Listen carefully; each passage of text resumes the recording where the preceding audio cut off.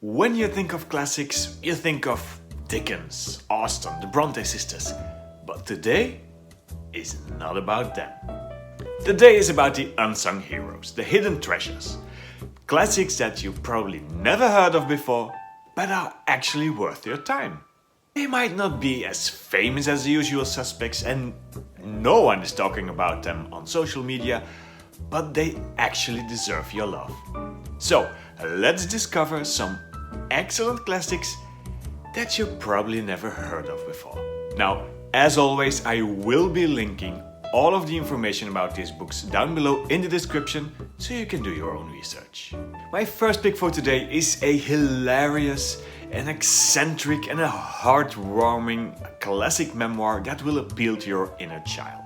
About My Family and Other Animals is the memoir of Gerard Durell. Gerard Durell was a self-taught naturalist and animal enthusiast who later on in life became a very well-known zookeeper, conservationist and even TV presenter. The book itself, however, focuses on his childhood memories. He is about 10, I expect, when his father has passed away and his older brother manages to convince his mother to pack up everything, sell their house and leave dreary old England for the sunny coast of the Greek island of Corfu. In this book, Gerard describes the whole phase of moving to a whole different world for that very eccentric British family. He describes going out, exploring the island and studying and learning all about the plants and the animals there. But it also describes every member of this very, very peculiar British family out about in the abroad, where nothing is as they know. The book is said to be an autobiography, but Gerard proves himself not to be the most reliable of narrators. It is wickedly funny, it is hilarious, it is over the top, and it catches that giddy feeling of releasing a lizard into the household and watching the chaos ensue.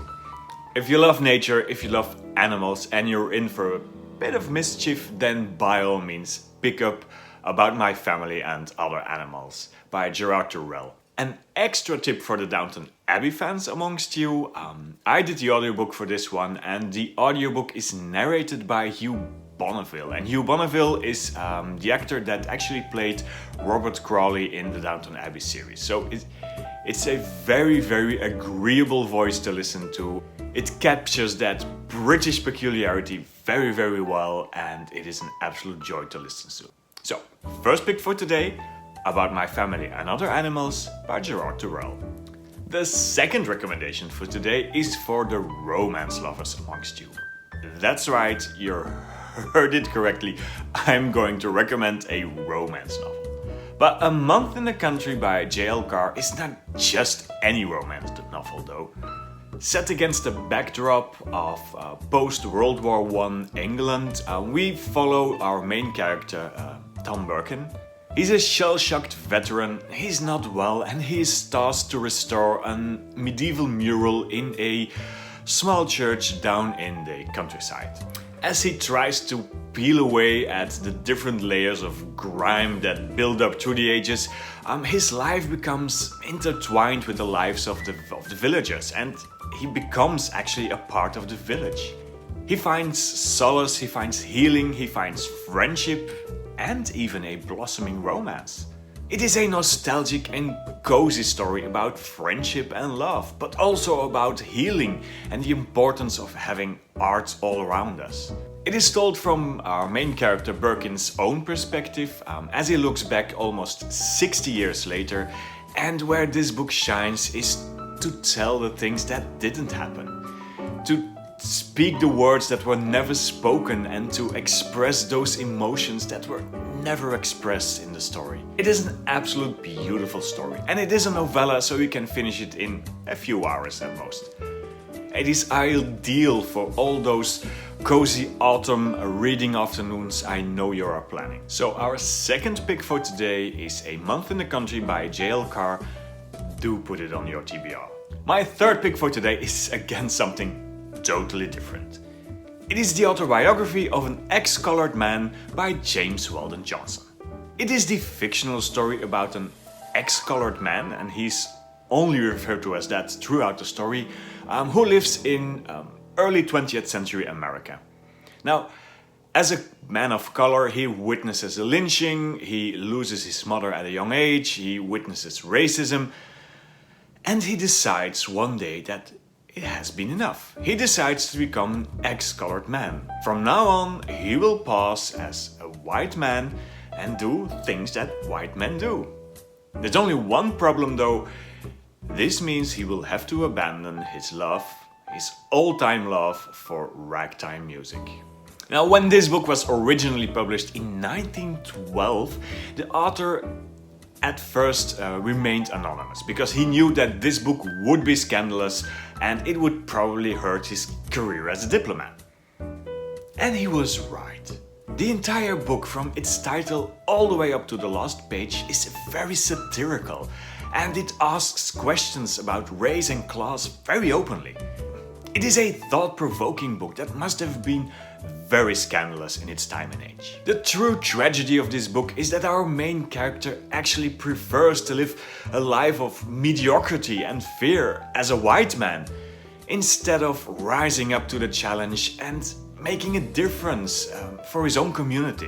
It might have been an outrage in his days, but it still feels very relevant today. If you like banned books that speak out on race and segregation, if you like original voices, and if you like a book that will continue to live rent-free in your brain for at least another few days or weeks, then by all means do give The Autobiography of an Ex-Colored Man by James Weldon Johnson a chance. Our next author is far from unknown to you.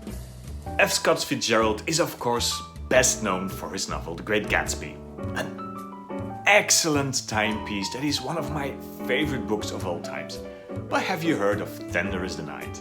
In this book we dive once more into the glitz and glamour that is the world of the wealthy, but this time we leave the American shores and go to witness the life of US expats in 1920s Europe. At the heart of our story is the very charismatic Dick Diver and his rather enigmatic wife Nicole. As they navigate the French Riviera, their seemingly perfect lives and relationships starts to unravel, revealing the hidden complexities and emotional struggles that are hiding just beneath the surface. It is the Jesuits all over again, but this time against the backdrop of a world that is trying to forget the horrors of the World War. Just like in The Great Gatsby, F. Scott Fitzgerald explores the world of the wealthy, the rich, the decadent and the opulent. It is a story about love, desire, jealousy, but also about finding your own identity, your own voice against an ever-demanding society. If you love The Great Gatsby like I did, then I am sure you will love Tender is the Night as well. Fourth pick for today, Tender is the Night by F. Scott Fitzgerald. And then, last but certainly not least, as our fifth hidden treasure today, we have a murder mystery. And I will read you the first sentence. It was not until several weeks after he had decided to murder his wife that Dr. Bickley took any active steps in the matter. Malice Aforethought by Francis Iles is seen as one of the earliest examples of an inverted detective story. You know who did it from page 1. At the center of this story is Edmund Bickley, a physician who is trapped in a loveless marriage with his very demanding and almost bullying wife Julia. And yes, he has some mistresses and flings on the side, but never anything serious until the day that Madeline arrives in the village. Now, Madeline is a bit skeptical, but she does succumb to his charms, but she warns him. I will not marry you, even if you just divorce your wife. So Edmund devises this plan. In his own logic, he thinks that Madeline will in fact marry him if he becomes a widower. So the wheels are set into motion and he starts planning the murder of his wife. It is a dark and psychological thriller almost that dives deep into the mind and reasoning of a murderer. It is based on several actual murder cases, although be it loosely, but still it gives the whole story that eerie feeling. Malice Aforethought is an absolute landmark in modern crime and thriller writing. It sent the genre into a whole new direction, but it was somehow forgotten through the ages. If you're a fan of crime writing, psychological thrillers and true crime, then do give this book a chance, because it is the forefather of all modern thriller and crime writing we see today. Malice Aforethought by Francis Iles, our fifth and last hidden treasure of today. And now I want to hear from you. Did you know any of these books? Which one did tickle your curiosity? Let me know down below in the comments and we'll talk books some more. In the meantime, if you want even more book recommendations, you can always go here.